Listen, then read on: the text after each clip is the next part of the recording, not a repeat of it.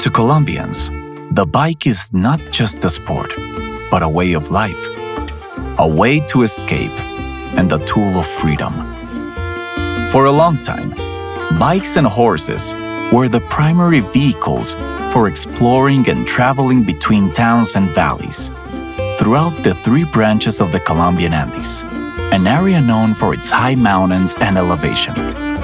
This connection between bike and person is unlike anywhere else in the world. The gravel roads that provide the arteries for these travels and the connection between are a sight to be seen. One best example is the wheels.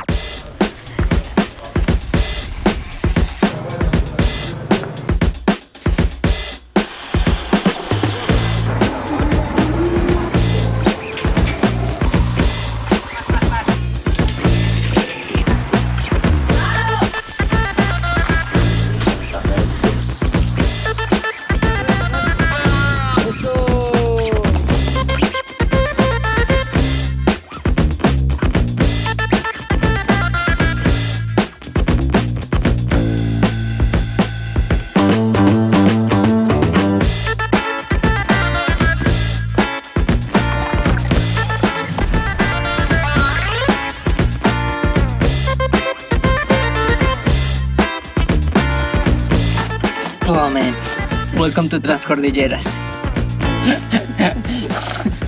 What the f***?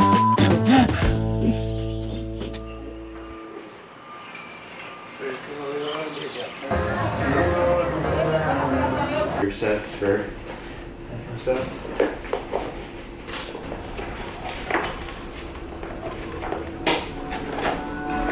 My name is Rob Britton. I'm from Victoria, British Columbia, and I ride for Factor Overland. I think a big part of these types of events is really trying to take advantage of being in a totally foreign place, someplace that I probably wouldn't have come necessarily on a vacation, but something that kind of serves both purposes. You know, you're in a deep immersion of the entire culture of Colombia, going to places I certainly wouldn't have been able to pick out if I'd personally built the tour. So you kind of get this curated experience for yourself.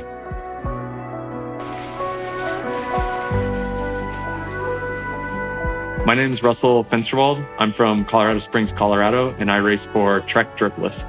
I think what's neat about these races is you almost don't know what to expect out there. So I'm going in pretty open-minded, but really looking forward to visiting a lot of these smaller towns that are somewhat off the beaten path and really being able to just kind of see the back roads of Colombia. I think what's neat about Transcordilleras as well is we're a big group, then we're all kind of going through the same experiences together, and it'll be really neat to share stories at the end of the day with all the other racers just about everything we encountered out there.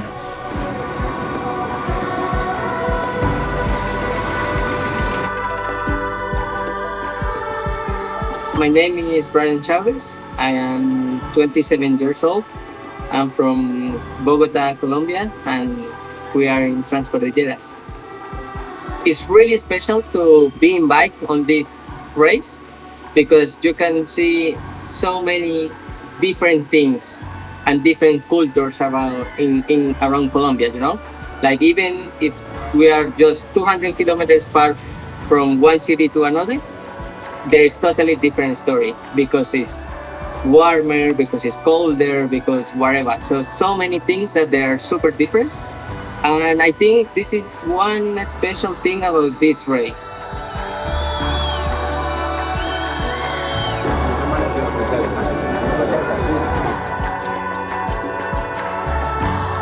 Soy Jairo Chávez, tengo 61 años, soy de Bogotá, Colombia, y soy el padre de Esteban y Brian Chávez. La primera vez que vine, no sabía a dónde iba a venir. Era una aventura, pero siempre me ha gustado explorar sitios, conocer regiones, y día por día, cada vez que he venido, es un evento totalmente diferente y he conocido un país que no sabía que existía, y eso me reta mucho, me motiva mucho, me causa mucha curiosidad de venir y conocer tanto de este país que lo amo tanto.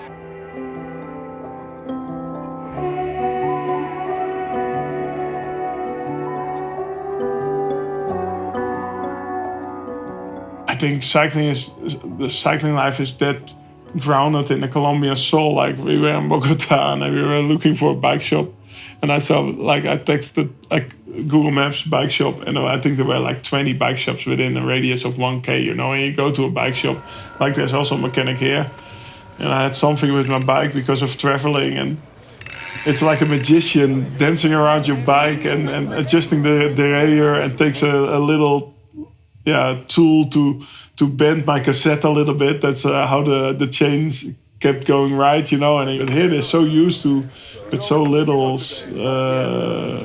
material to keep the bikes running, you know. And that's what really is appealing to me. It's part of the way of life, part of the life, yeah.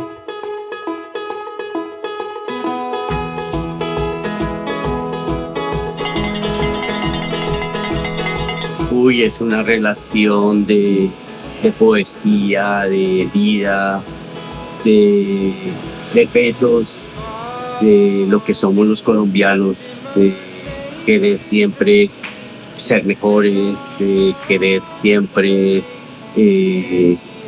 hacer retos que sabemos que podemos cumplir. Y si no, siempre lo intentamos, y eso realmente es la relación entre el ciclismo y lo que es Colombia. Realmente el ciclismo habla de nosotros, de nuestro país, de todo, nos lleva a todos los sitios y es eso. Vemos nuestro país, recorremos nuestro país y esto es fantástico.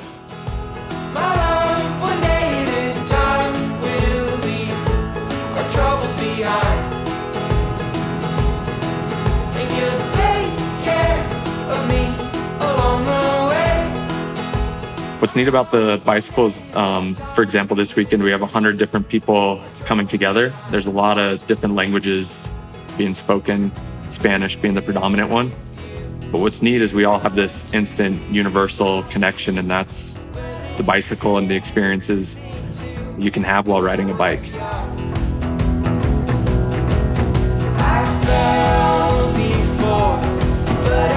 The terrain in Colombia was probably, I don't know if aggressive is the right word, but rough is probably like a pretty easy descriptive word. It's a very rough terrain. It just beats you up so much.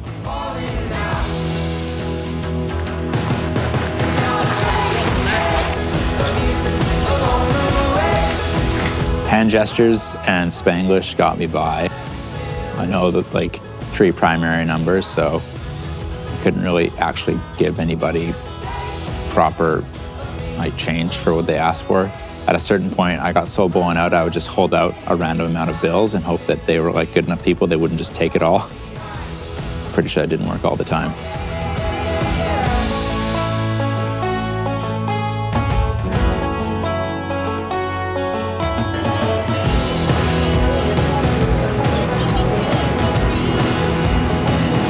It's cool just to see the different levels of grit out here. Like this, I knew going in this race was going to be hard, but I think it's been even harder than I expected.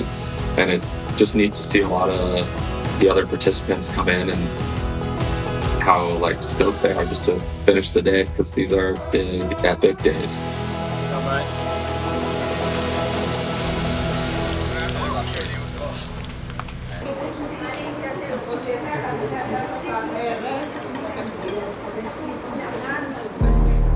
When you are in the middle of nowhere with just yourself, you know, like with your mind, like why are you here, what are you doing, you don't have to be here, nobody's paying you for do this, nobody, like you will not win anything, you know, like they just will give you a beer, like what the you know, and then it's like all day, and that's annoying.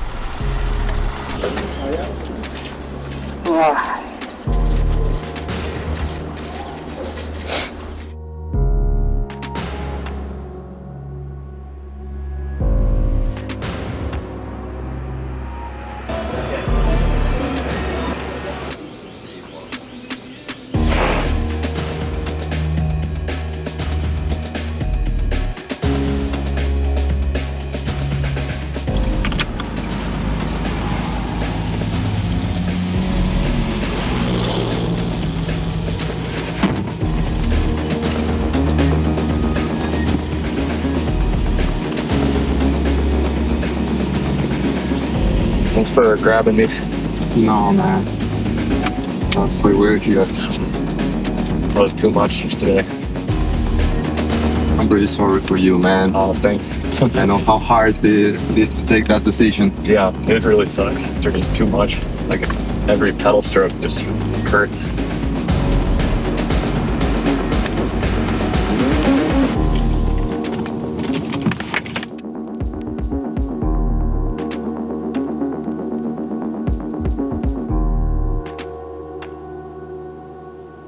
For me, the darkest, hardest point in Transcordilleras was kind of the second day.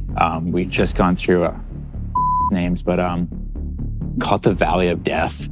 It was that period where it was just so hot for so long, and I was just so overheated. And I finally got to the town where I decided, okay, I'm going to stay here for the night. I just have to regroup, get a room with air conditioning, and just like hope that I can fix this and cool down. Because like even in the town, the concrete was just radiating this heat. I negotiated myself a hotel room with air conditioning, and I remember that night I just like, it wasn't even that late because it gets dark at 6 there, so I think this is like maybe 8 o'clock at night. Set my bike up, put all the stuff on the chargers, and went into the shower. Took my clothes in with me, washed them or whatever, and I just sat in the shower for like, I think, half an hour, 40 minutes. You know, air conditioning on max with the fan on was just enough to cool me off. And I remember just like laying in bed thinking like, how am I gonna do this tomorrow?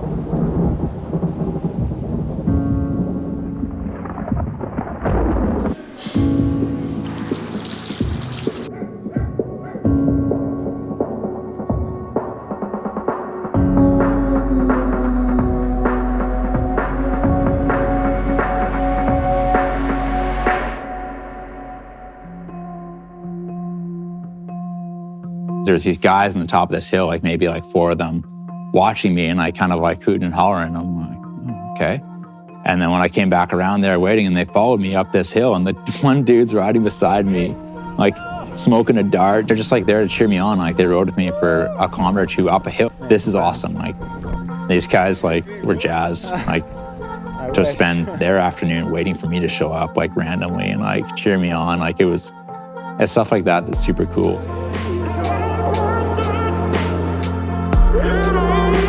Colombia is just, it's a warm, welcoming, just a very friendly place. I love it. I absolutely love it here.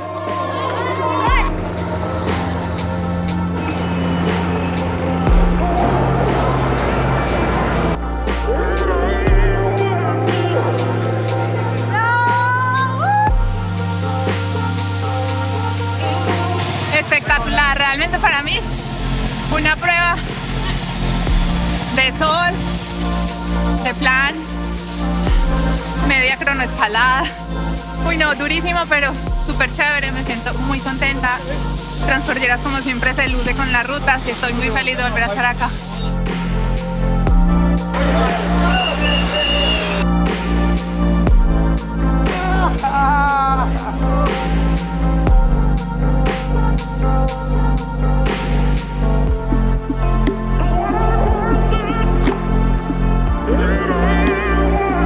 Yo pude tener una bicicleta a los 15 años porque éramos pobres y no podíamos. Y mi papá nos compró una bicicleta para 3. Y la sensación de libertad que me dio esa bicicleta nunca la he perdido. Es increíble porque siento lo mismo, no sé si trataba de escapar o conocer o algo, pero sentir el viento en mi cara, saber que podía ir rápido, que podía ir lejos, era fantástico. Y a los 15 años tuve mi primera bicicleta y nunca olvidaré eso que yo sentía y aún lo siento. Cada día que monto en mi bicicleta es salir y disfrutar del viento, de la brisa. Eso es fantástico. Es increíble.